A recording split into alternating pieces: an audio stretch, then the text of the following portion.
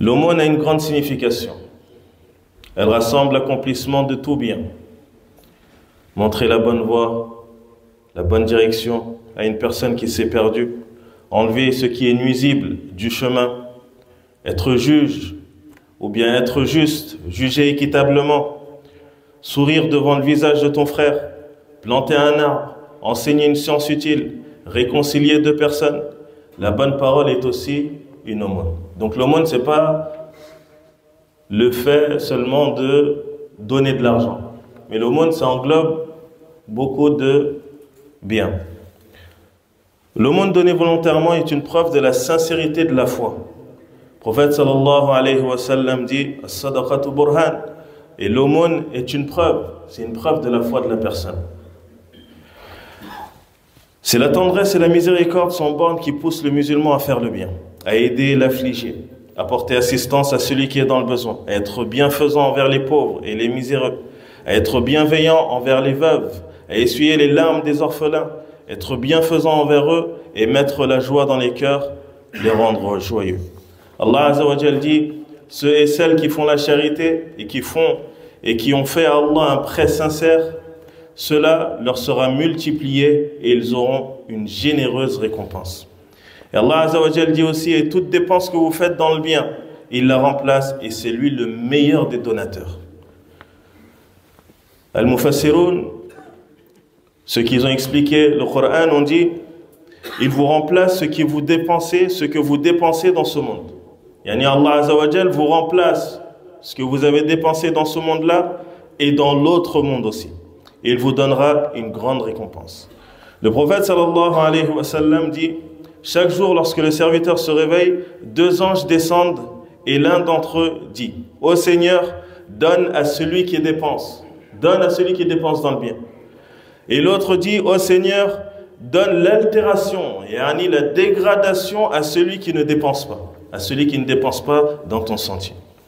Et d'après Abu Huraira, radiyallahu anhu, un homme est venu chez le messager d'Allah, sallallahu alayhi wa sallam, et lui a demandé, ô messager d'Allah, quelle est l'aumône la plus grande en termes de récompense? Le prophète, sallallahu alayhi wa sallam, lui répondit, que tu fasses une aumône alors que tu es en bonne santé, avare, craignant la pauvreté et espérant la richesse. Ne t'attarde pas jusqu'à ce que le souffle de la vie remonte à ta gorge et que tu dises à un tel revient telle et telle chose en héritage et à un tel, telle et telle autre chose. La meilleure aumône, c'est l'aumône que tu fais alors que tu es en bonne santé. Car quand tu es malade, c'est plus facile de faire l'aumône, car tu sais que tu te rapproches de la mort. Mais quand tu es en bonne santé, la mort, tu la vois un peu lointain. Donc c'est un petit peu difficile de sortir cet argent-là. Et que tu es avare. On a tous cette part d'avarice au fond de nous. Ce qu'on aime, on n'aime pas le partager. On veut le garder pour nous. Et que tu crains la pauvreté. Tu as un peu d'argent, tu es en bonne santé, tu crains la pauvreté. Tout ça c'est des causes qui font que tu as envie de garder cet argent pour toi. Mais là, tu le dépenses, fi sabilillah. Tu le dépenses dans le sentier d'Allah. Tu aides les nécessiteux. Tu donnes aux pauvres. Quand il y a des constructions de mosquées, tu participes. Quand il y a un bien à faire, tu le fais. Alors que tu aimes cet argent et que tu veux le garder pour toi. Donc tout ça, c'est des preuves qui montrent ta sincérité. Qui montrent que ce que tu es en train de faire, tu le fais pour Allah et pour personne d'autre. Car ce ne serait pas pour Allah, cet argent, tu l'aurais gardé pour toi. Donc, as-sadaqatu burhan. L'aumône, c'est une preuve sur la sincérité de la personne, sur ta foi. Lorsque les hommes seront ressuscités le jour du jugement, que les tourments s'aggraveront et que le soleil se rapprochera des têtes des créatures, ceux qui donnaient l'aumône seront sous l'ombre du trône d'Allah, subhanahu wa ta'ala. Et leurs aumônes les protégeront du feu de l'enfer, comme elle a été mentionnée dans le hadith, où le prophète sallallahu alayhi wa sallam nous dit, il y a 7 catégories de gens qu'Allah mettra sous son ombre le jour où il n'y aura pas d'autre ombre que la sienne. Et parmi eux, un homme qui donna une aumône qu'il cacha jusqu'à ce que sa main gauche ne sût ce que sa main droite dépensa. Tu as des gens, quand ils veulent faire l'aumône, ils le cachent tellement qu'eux-mêmes, des fois, ils ne savent pas ce qu'ils ont sorti. Il ouvre son portefeuille, ce qu'il trouve, il le sort, sans regarder ce que c'est. C'est un billet de 5, c'est un billet de 50, c'est un billet de 200. Lui, il veut juste sortir pour Allah subhanahu wa ta'ala. Il ne veut même pas savoir combien il a sorti. Car il attend la récompense d'Allah subhanahu wa ta'ala. Ces personnes-là seront sous l'ombre du trône d'Allah yawm al-qiyam. Et parmi les mérites de l'aumône, on l'a fait accroître jusqu'à ce qu'elle soit comme une montagne. D'après Abu Huraira, le prophète sallallahu alayhi wa sallam a dit: quiconque donne une portion de date en aumône provenant d'un bon gain, c'est-à-dire d'un gain qui est légal, qui est halal, et Allah n'accepte que ce qui est bon. C'est-à-dire que tu ne peux pas donner quelque chose qui vient du haram. Tu ne vas pas aller voler pour ensuite donner des aumônes.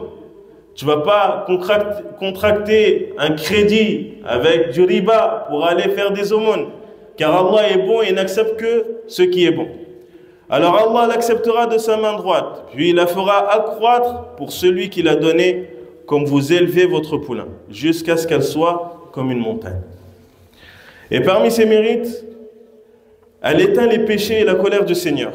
Comme il a été mentionné dans le hadith où le prophète sallallahu alayhi wa sallam dit: vous indiquerai-je les portes du bien?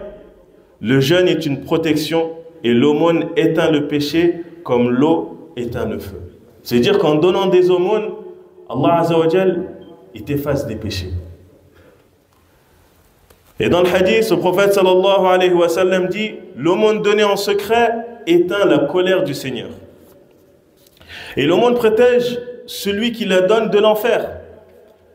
Le prophète sallallahu alayhi wa sallam dit: craignez l'enfer, même si ce n'est qu'avec la moitié d'une date donnée en aumône. Craignez l'enfer, ne serait-ce qu'avec quoi? La moitié d'une date que tu vas donner en aumône. Toi, pour toi, c'est quoi la moitié d'une date? C'est rien. Mais le prophète sallallahu alayhi wa sallam nous dit: la tahqiranna min al-ma'ruf shay'an. Ne méprisez aucun bien. Ne regarde pas la petite chose que tu donnes, mais ce que tu regardes, pour qui je le fais. Tu n'as pas beaucoup d'argent, une personne vient te demander. N'aie pas honte de lui donner ce que tu as. Ne te dis pas: non, ce que j'ai honte de lui donner ça. Ce n'est pas pour lui que tu donnes, c'est pour Allah subhanahu wa ta'ala. Donc donne, ne serait-ce que la moitié d'une date. C'est ce que tu possèdes, donne-la. Et dans le hadith, le prophète sallallahu alayhi wa sallam, il dit: un dinar a devancé 100 000 dinars. Une personne qui a donné un dinar en aumône a devancé une autre personne qui avait donné 100 000 dinars. Ils ont dit: oh, comment, messager d'Allah? Il a dit: car celui qui a sorti son dinar, il n'en avait que 2. Il en a pris un, il l'a donné en aumône. Tandis que celui qui a sorti 100 000 dinars en aumône, il avait beaucoup d'argent. Il est parti, il a pris parmi son argent 100 000 dinars et il l'a donné en aumône. Ça veut dire que l'aumône du premier, elle est meilleure auprès d'Allah que l'aumône du deuxième. Alors que le deuxième a donné plus que le premier. Donc le but, ce n'est pas la quantité, ce n'est pas ce que tu donnes. Mais c'est la crainte que tu as dans le cœur, c'est la piété qui t'a poussé à faire cette aumône. Et c'est ça qu'Allah attend de nous. L'aumône nettoie et purifie les âmes. Allah Azza wa Jal dit: prélève de leurs biens une sadaqa, une aumône, par laquelle tu les purifies et les bénis. C'est-à-dire que par l'aumône, Allah il purifie tes biens. Il purifie ta propre personne. Avec l'aumône, nous rendons les pauvres joyeux. Et mettre la joie dans le cœur des gens fait partie des meilleures actions. Le prophète sallallahu alayhi wa sallam a dit: la meilleure action est que tu rendes ton frère croyant joyeux, ou que tu acquittes sa dette, ou que tu lui donnes à manger. Donc parmi les meilleures actions que tu peux faire, la joie que tu vas rentrer dans le cœur de ton frère croyant. Miskin, il a des dettes, il a des factures impayées, il a des problèmes avec son loyer, il a même des problèmes à faire les courses chez lui. Que tu viennes, que tu lui donnes l'aumône, que tu fasses rentrer une grande joie dans son cœur. Ça fait partie des meilleures des actions que tu peux faire. L'aumône ne diminue pas l'argent, mais c'est une cause pour son augmentation et sa bénédiction.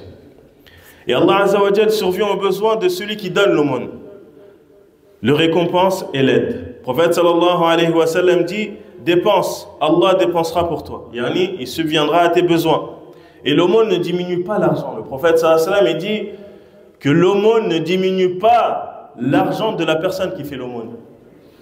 Ça, il faut qu'on l'assimile. Quand tu donnes de l'argent en aumône, mets-toi en tête que cet argent que je donne, elle ne va pas diminuer mon argent. Pourquoi? Car le prophète l'a dit, sallallahu alayhi wa sallam. Il ne parle pas sous les effets de la passion. Certes, l'argent, ça fait partie des choses que l'être humain aime le plus.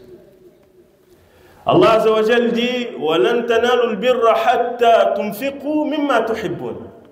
Et vous n'atteindrez la piété que lorsque vous donnerez ce que vous aimez le plus. Tu aimes l'argent, donc donne-le. C'est difficile, force-toi. Et plus c'est difficile, plus la récompense est énorme. Et plus tu donnes sincèrement à Allah, plus Allah il te le rend ici-bas avant l'au-delà. Donc on n'ait pas peur de la pauvreté. Quand une porte elle s'ouvre à toi pour l'aumône, fais l'aumône. Donne ce que tu peux donner. Surtout si Allah il t'a élargi, il a élargi ta subsistance, il t'a donné, alhamdulillah. Ne sois pas avare. Surtout si tu as été quelqu'un qui a connu la pauvreté avant la richesse. Donc tu sais c'est quoi la pauvreté. Tu sais c'est quoi le besoin. Donc n'oublie pas d'où tu viens. Donne à ceux qui sont dans le besoin. Cherche les gens qui sont autour de toi, parmi les gens de ta famille, les gens de ton entourage, les gens dans le besoin. Cherche, recherche-les et donne-leur. C'est leur droit. L'argent qui t'a été donné, c'est Allah qui te l'a donné. Tu ne te l'es pas octroyé à toi-même. Et Allah, il a certains droits sur chaque bienfait qu'il donne à son serviteur. Et des fois, une porte de bien, elle s'ouvre à toi. Tu as moyen de faire du khayr, de donner. Tu refuses de le faire. Et par punition, Allah il fait descendre une épreuve sur toi. Allez, ta voiture elle tombe en panne. Tu tombes malade. Il faut que tu dépenses temps et temps. Alors qu'il se pourrait que si tu avais fait l'aumône, lorsque cette porte-là s'est ouverte à toi, Allah il t'aurait préservé de ce châtiment-là et de cette épreuve-là. Quand la porte s'ouvre à toi, donne ce que tu peux donner. Tu ne peux pas donner beaucoup, donne ce que tu peux donner. Mais allez. Mais il ne faut pas qu'on suit nos passions. Il ne faut pas qu'on suit nos avarices, notre avarice. Car on a tous cette part d'avarice au fond de nous. Mais il faut qu'on la combatte. Le prophète sallallahu alayhi wa sallam nous dit: soignez vos malades avec l'aumône. Donc l'aumône aussi c'est une cause pour soigner la maladie. Donnez l'aumône les malades. Donnez l'aumône. Selon Omar ibn Auf, le messager d'Allah sallallahu alayhi wa sallam a dit: l'aumône du musulman allonge la vie. Elle empêche d'avoir une mauvaise mort, une mauvaise fin. Et Allah fait partir avec elle l'orgueil et la fierté. Et il dit aussi sallallahu alayhi wa sallam: accomplir de bonnes œuvres protège contre la mauvaise fin, les fléaux, les épidémies et les pertes, rapporté par Al-Hakim. Et le prophète sallallahu alayhi wa sallam dans un hadith, il dit: ceux qui détiennent le plus d'argent entre vous sont ceux qui auront le moins de récompenses yawm al-qiyamah. Ceux qui détiennent le plus d'argent, yawm al-qiyamah, ils seront ceux qui auront le moins de récompenses. Si ce n'est une personne qui a dépensé devant, à droite, à gauche et derrière lui. Si ce n'est cette personne-là, les gens qui ont le plus aujourd'hui, Yawm al-Qiyamah, ils seront les gens qui auront le moins. Si Allah il t'a fait don d'argent, sache que c'est une épreuve. La pauvreté c'est une épreuve, la richesse aussi c'est une épreuve. Allah il regarde. C'était toi quand tu étais pauvre, tu disais: Ya Allah, donne-moi de l'argent. Quand j'aurai beaucoup d'argent, Inch'Allah, je vais aider les pauvres. Je vais construire des mosquées. Je vais aider les gens qui sont dans le besoin. Je vais aider les veuves qui sont avec des enfants, qui n'ont pas de mari, qui sont dans le besoin. Tu as dit ça, tu as oublié toi. Allah, il n'a pas oublié. Ensuite, il t'a donné de l'argent. Toutes ces promesses-là que tu avais prises, tout ce que tu avais dit que tu allais faire, est-ce que tu l'as fait? Est-ce que tu le fais? Yawm al-Qiyamah, tu seras questionné. On te demandera. Tu seras questionné sur ton argent déjà. Comment tu as acquis cet argent? Et comment tu l'as dépensé? Cet argent, il ne t'appartient pas. C'est Allah qui te l'a donné. C'est un dépôt qui est auprès de toi. Et tu dois de donner ce que tu dois donner. C'est dur, mais tu fais les efforts qu'il faut. Car si tu ne le fais pas, ça sera un très grand regret, Yawm al-Qiyamah. Le jour où les regrets ne serviront à rien, ce sera trop tard. Celui qui va mourir, il va vouloir revenir sur terre pour faire quoi? Pour donner l'aumône. Pourquoi tu ne l'as pas donné pendant que tu étais en vie? Tu croyais que tu étais éternel? Tu as oublié que c'était Allah qui t'a donné? Du jour au lendemain, il peut te le reprendre. Et plus tu vas donner, plus il va te donner. Donc de quoi on a peur? Qu'Allah Azza wa Jal nous accorde une bonne fin. Rabbana atina fid dunya